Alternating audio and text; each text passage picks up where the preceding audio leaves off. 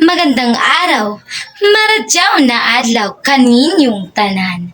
Una ay nais kong pasalamatan si Bini-Bining Cleo Sunico at syempre ang aking mga gwapo at magagandang mga tagapakinig at ang aking mga kapwa mananalumpati. Ako si Bini-Bining Iwabyang Kadizon. Magandang araw sa inyong lahat.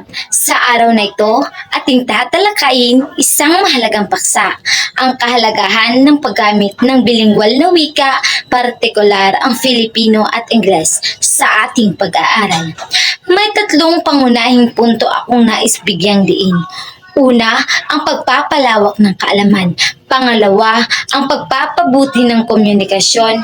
At pangatlo, ang pagpapalakas ng kumpiyansa. Sa unang punto ay ang pagpapalawak ng ating kaalaman. Ang paggamit ng Filipino at Ingles sa pag-aaral ay nagbibigay sa atin ng mas malawak na kaalaman. Sa pamamagitan ng Ingles, nagkakaroon tayo ng access sa iba't ibang mga aklat, pananaliksik at mga materyales mula sa iba't ibang bansa. Dahil ang Ingles ang pangunahing wika ng pandaigdigang talastasan at hindi lamang nito napapalawak ang ating kaalaman, kundi nagiging tulay din ito upang makamit natin ang mataas na antas ng edukasyon. Samantalang sa paggamit ng Filipino, mas nauunawaan natin ang mga konseptong lokal at mas napapalalim ang ating pangunawa sa ating kultura at kasaysayan. Para sa pangalawang punto ay ang pagpapabuti ng ating pakikipagkomunikasyon. Sa panahon ngayon, mahalaga ang epektibong komunikasyon, lalo na sa larangan ng edukasyon at trabaho. Ang paggamit ng parehong Filipino at Ingles ay nagbibigay sa atin ng kalamangan sa pakikipagtalastasan sa iba't ibang tao. Sa paaralan, ang mga guro ay gumagamit ng Filipino upang mas naipaliwanag ng mabuti ang mga aralin, lalo na sa mga batang nagsisimula lamang mag-aral. Ang kakayahan na gamitin ang wikang nauunawaan ng mga mag-aaral ay nagdudulot ng mas mabilis at mas malalim na pagkatuto. Sa kabilang banda, ang paggamit ng Ingles ay mahalaga rin sapagkat maraming mga asignatura ang nangangailangan ng teknikal na bokabularyo na ang kopipahayag sa Ingles.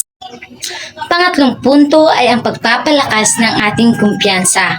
Ang kasanayan sa paggamit ng bilingual na wika ay nagdudulot ng malaking tulong sa paghubog ng ating kumpiyansa. Sa pamamagitan ng Filipino, mas malaya tayong nakakapagpapahayag ng ating sariling wika at kultura. Nakakatulong ito upang mas maipakita natin ang ating tunay na pagkatao at kakayahan.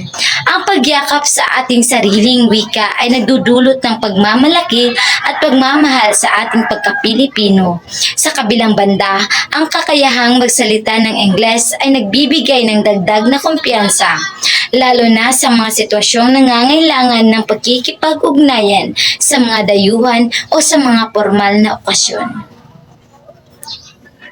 Sa pagtatapos, mahalaga ang paggamit ng bilingual na wika sa pag-aaral sapagkat ito ay nagpapalawak ng ating kaalaman, nagpapabuti ng ating komunikasyon at nagpapalakas ng ating kumpiyansa.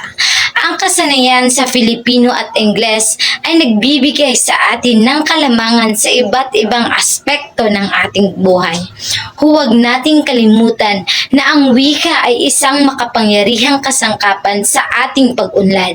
Ang bilingualismo ay isang yaman na dapat pahalagahan at pagyamanin.